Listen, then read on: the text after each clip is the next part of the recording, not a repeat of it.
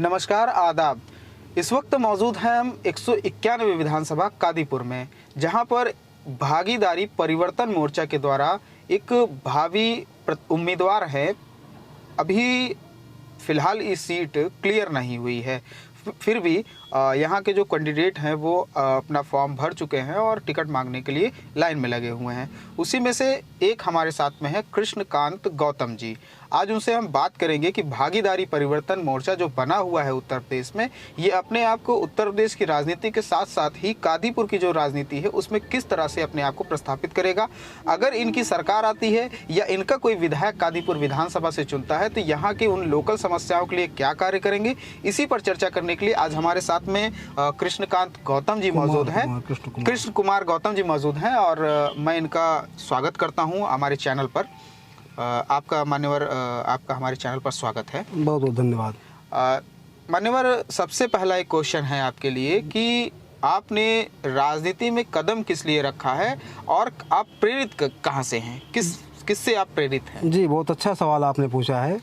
राजनीति जो है हम बहुत शुरू से ही करते आए हैं, पढ़ाई छात्र जीवन से ही करते आए हैं। उसी सिलसिले में मैं ग्राम पंचायत का चुनाव लड़ा और जनता ने मुझ पर भरोसा जताया और बहुत बड़ी मार्जिन से मुझे जीतने का मौका मिला।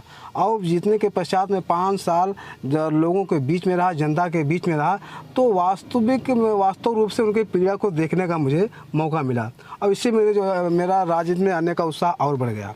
हमारा जिस वर्ग से हम आते हैं वो बहुत बड़ा ये वर्ग है इस भारत देश में, इस समाज में, और वह इस जो वर्तमान सरकारें हैं इनके द्वारा उपेक्षित हैं और इनका उचित विकास नहीं किया जा रहा है। उनके विकास के लिए हमको प्रेरणा मिली कि हम कुछ करें। देश की आज़ादी के बाद कांग्रेस, बीजेपी और उत्तर प्रदेश की अगर हम बात करें तो बसपा, सपा रही, ये इनकी सरकारें रही हैं। इसके बाद आप कैसे कह सकते हैं कि ये इनका विकास नहीं हुआ, जबकि देश में सुई नहीं बनती थी, हवाई जहाज भी बनता है देश में।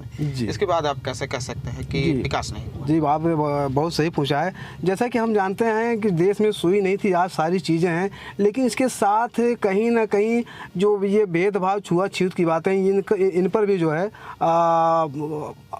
इनको भी जो है बढ़ावा मिला हुआ है।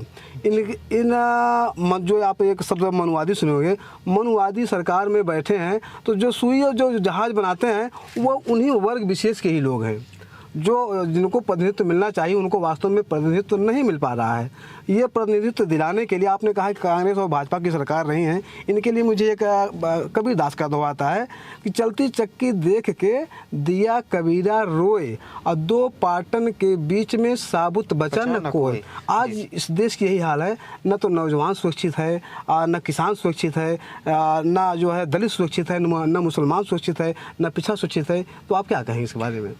आप बहुजन मुक्ति पार्टी के उम्मीदवार हैं एक प्रकार से जी। और देश में उत्तर प्रदेश की राजनीति में बहुजन समाज पार्टी की 4 बार सरकार बनी, और या ऐसा कहें कि मान्यवर काशीराम साहब के जो नेतृत्व में ये सरकार बनी, तो क्या कह सकते हैं इसमें मनवादी अभी वर्तमान समय में आ गए हैं क्या? बिल्कुल बिल्कुल। हमारी भी सरकार, हमारी पार्टी बहुजन समाज पार्टी थी, लेकिन जब से यह मनवादी रूप से, घूर्ण रूप से संक्रमित हो गई है, तो इससे आप बहुजन समाज का भला नहीं कर सकते हैं। तो क्या आपकी पार्टी में मनवादी नहीं हो? बिल्कुल नहीं है। हमारी पार्टी का तो ये पूरा मुखर वो होता है कि हम मनवादियों को अपनी पार्टी में शामिल ही नहीं करेंगे, क्योंकि वो हमारी समस्या है, समस्या के साथ समाधान नहीं हो सकता है। ये रहे मुद्दे फिलहाल पार्टी के और प्रदेश लेवल के।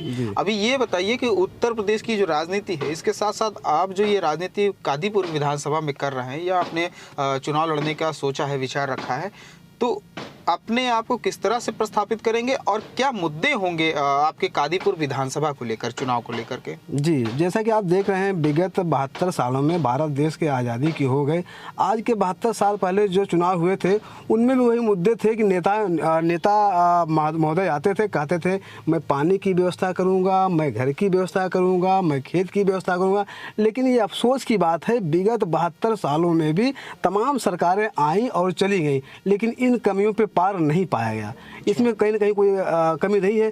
तो पहली बात, हम और हमारी सरकार जिन कमियों से ये नहीं हो पाए, पहले उन कमियों को पकड़ेंगे, उसके बाद उन कमियों को हटा के अपने बहुजन समाज का भला करने का प्रयास करेंगे। बहुजन समाज का ही भला करेंगे कि अगर कादीपुर में तो सर्व समाज के लोग रहते होंगे, इसमें मुसलमान होंगे, ब्राह्मण होंगे, क्षत्रिय होंगे, अनुसूचित जाति के लोग होंगे, मतलब सभी धर्म समुदाय के लोग होंगे जी। तो क्या सभी का करेंगे कि सिर्फ बहुजन आप समाज देख का? रहे हैं ना, Bahujan Samaj, SC ST OBC minority Sikh, यही सब मिला के बहुजन समाज बनता है। न तो अकेले SC बहुजन समाज है, न अकेले OBC बहुजन समाज है, न अकेले माइनॉरिटी और जो अल्पसंख्यक है ये बहुजन, सब मिला के ही बहुजन समाज बनते हैं। तो मुख्य मुद्दा क्या होगा आपकी कादीपुर में?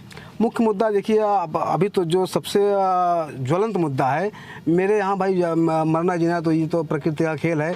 मेरे यहाँ ये डिवाड़ घाट पर एक शमशान की जगह है, सबसे बड़ी समस्या तो हमको वही लगती है। तमाम सरकारें आई गई, तमाम माननीय विधायक बने, लेकिन किसी का भी ध्यान उस पर नहीं गया। अगर मुझे अवसर मिलता है तो सबसे पहले मैं वहाँ एक बढ़िया सा जो है वो बनाने का प्रयास करूँगा। दूसरे नंबर पर रोडें बहुत बदहाल हैं। आप अखंड नगर से कादीपुर से अखंड नगर देख लीजिए, सूरापुर से दोस्तपुर देख लीजिए, चलना दूभर हो गया। कब किस घर का दीपक बुझ जाए उस रोड पे कुछ पता नहीं है। तो मैं उस पर काम करने का प्रयास करूंगा। ये हमारे यहाँ के स्थानीय मुद्दे हैं। ये मतलब आप रोड और शमशान, ये दो प्रमुख मुद्दे आप अपने मैनिफेस्टो में देंगे जी। तो और इसके साथ साथ और जैसे रोजगार का मुद्दा है, शिक्षा का मुद्दा है, महिला सशक्तिकरण का मुद्दा है, इसके बाद बेरोजगारी का मुद्दा है, तो इस पर आपका क्या स्टैंड होगा? बिल्कुल सही कह रहे हैं आप। बेरोजगारी तो हमारे यहाँ की बहुत प्रमुख समस्या है और कोरोना काल में बेरोजगारी को और बढ़ावा दिया गया। क्योंकि जो सरकारें बैठी हैं, मनवादी सरकारें बैठी हैं, वो हमारे समाज को, हमको बेरोजगार करके, लाचार करके मजबूर कर देना चाहती हैं और अपना जो है वो वर्चस्व कायम करना चाहती हैं।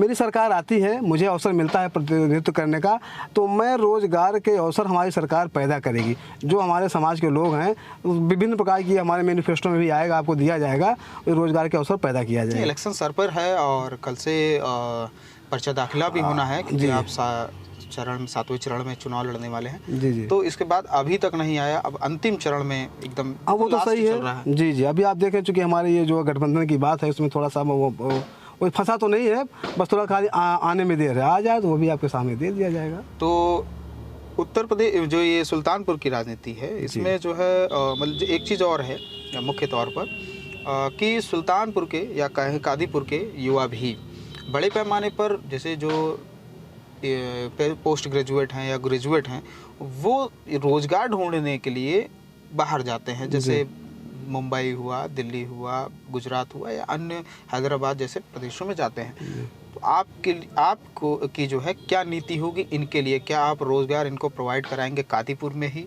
या अन्य क्या विकल्प होगा इनके लिए? बहुत सही आपका सवाल है ये। इस पर हमारा ये जवाब है कि अब हमारे लोग बाहर जाते हैं, इसके कई बड़ी बात तो रोज़गार नहीं है। अगर उनके पास रोज़गार नहीं है, उनके पास अपना खेत होता तो भी शायद है कि उनको दूर ना जाना पड़ता। लेकिन ये जो पहले की व्यवस्था हुई है, आज गांव में हम देखते हैं किसी के पास 50 बीघे खेत है और किसी के पास 5 बिस्सा भी खेत नहीं है। तो अगर हमारी सरकार बनती है तो सबसे पहला हम इसी पे काम करेंगे। जो आज 500 बीघे के नाजायज़ मालिक बन बैठे हुए हैं, उनका राष्ट्रीयकरण करेंगे और बराबर रूप से सभी को खेत की जो है प्रोवाइड कराया जाएगा। इससे जो है पलायन रुकेगा। रही बात रोजगार की, अगर हम सत्ता में आते हैं तो इसकी भी व्यवस्था हमारी सरकार करेगी, लोगों को बाहर जाने से रोकेगी। एक मुख्य बात है इस पार्टी बहुजन मुक्ति पार्टी की, आपको बता दें कि बहुजन मुक्ति पार्टी इकलौती ऐसी पार्टी है जो अपने मुद्दे वो स्टाम्प पेपर पर लिख देती है। इसके बारे में थोड़ा बताइए, क्यों आपने ऐसा सोचा कि स्टाम्प पेपर पर ही लिख कर देना चाहिए? जी। मैं जब प्रधान था महोदय, तो गांव में देखता था जब विवाद होता था तो लोगों का भरोसा इतना उठ चुका है कि वो मुँह जवानी मौखिक बातों पर भरोसा नहीं करते हैं। तो गाँव में भी लोग कहते हैं भैया हमारे आपके बीच का विवाद का निस्तारण अगर हो रहा है तो वो स्टाम्प पेपर पर लिख दिया जाए, जिससे कि वो सनद रहे, यकीन हो जाए समय पर। ठीक उसी बात को हमारी पार्टी ने अपनी मैनिफेस्टो को ये जो है सरकार में रहकर ये लिखकर बताने का ये काम किया है कि तमाम सरकारें आती हैं, मौखिक रूप से कहती हैं कि हम आपके बीच में आएंगे। ये कि अभी माननीय मोदी जी ने पिछली बार अपने मैनिफेस्टो में ये घोषणा किया कि अगर मेरी सरकार बनती है तो मैं लोगों के खाते में 15 लाख रुपए दूंगा। अगर यही बात वो 10 रुपये या 100 रुपये की स्टाम्प पेपर पर लिख कर दिए होते तो शायद आज वो जेल की सलाखों के पीछे होते। तो इसलिए हमारी पार्टी जो है पार्टी की नीति और नियत साफ है, इसलिए अपनी बात को 100 रुपये की स्टाम्प पेपर लिख कर देने का काम कर रही है। अच्छा, खास करके कादीपुर के जो क्षेत्र है इसमें युवाओं के लिए आपकी क्या नीति होगी? युवाओं के लिए क्या आप कुछ लेकर आएंगे? क्या कुछ लुभावने अवसर या फिर कहें कि कुछ योजनाएं लेकर आएंगे इनके लिए? जी बिल्कुल है। अगर मेरी सरकार बनती है प्रदेश में मेरे संगठन की, तो युवाओं के लिए हमारे सरकार में बहुत अच्छे जो है वो हैं, इनको यहीं पर गांव में ही इनके लिए व्यवस्था की जाएगी, वो आपको समय आने पर बताया जाएगा। तो अभी आप कुछ नहीं बताने वाले? अभी मैं जब तक मेरी फर्स्ट सरकार के क्या बताऊं मैं आपको। अच्छा, ठीक है। अभी कल ही एक जो है पत्रकार को अखिलेश यादव के जो बॉडीगार्ड थे उनके जो द्वारा झड़प हो गई। जी जी। तो आज देखा जाए तो उत्तर प्रदेश में पत्रकार भी सुरक्षित नहीं है, तो क्या आप इसको किस तरह से देखते हैं? आप भी एक पत्रकार हैं, पत्रकार के तौर पर हम आपका स्वागत अभिनंदन वंदन करते हैं। लेकिन आप जैसा कि अखिलेश यादव ने कहा, जिन पत्रकार को झिड़का, ये अफसोस की बात है, लेकिन कहीं न कहीं सोचने पर भी आपको मजबूर होगा। पत्रकार का जो हृदय भी साफ नहीं रह गया है, पत्रकारिता में भी खामियां आई हैं, मीडिया भी जो है वो निष्पक्ष नहीं रह गया है। तो ये बात आए दिन होगी, इसके लिए आपको तैयार रहना पड़ेगा। और नहीं तो मीडिया का जो काम वो करेगा तो अब किसी में हिम्मत नहीं को पत्रकार महोदय को झिड़क दे, कोई बात कर दे। एक और बात है, आपके जो राष्ट्रीय अध्यक्ष या ये परिवर्तन जो मोर्चा बना था, राष्ट्रीय परिवर्तन मोर्चा, अभी तो ये वर्तमान समय में भागीदारी परिवर्तन मोर्चा है। फिलहाल राष्ट्रीय परिवर्तन मोर्चा के द्वारा ऐसी जानकारी मिल रही थी कि जो इनके नेतृत्व करता थे राष्ट्रीय संयोजक वामन मेश्राम, इन्होंने बहुत कोशिश किया कि समाजवादी पार्टी के साथ गठबंधन करने के लिए। तो इस पर क्या बात नहीं बनी या किस तरह से? नहीं, बात तो बनी। इनका जो तरीका है काम करने का, वामन मेश्राम का, ये जो है मनुवादी मुक्त होकर के काम करना चाहते हैं। और इसके विपरीत में समाजवादी पार्टी के मुखिया माननीय अखिलेश यादव जी, वो उससे निकलना नहीं चाह रहे हैं। अभी 5 साल पहले की घटना आपने देखा, उनके साथ कितनी बड़ी घटना हुई। उनके साथ क्या, मैं तो कहूँगा पूरे प्रदेश में पिछड़े वर्ग के साथ घटना हुई। जैसे ही इनकी कुर्सी गई, इनकी कुर्सी को मनुवादियों द्वारा पवित्र किया गया, लेकिन फिर भी उस पवित्र से ये बाहर नहीं निकलना चाह रहे हैं। और हमको लग रहा है गठबंधन न होना सबसे बड़ा कारण वही है।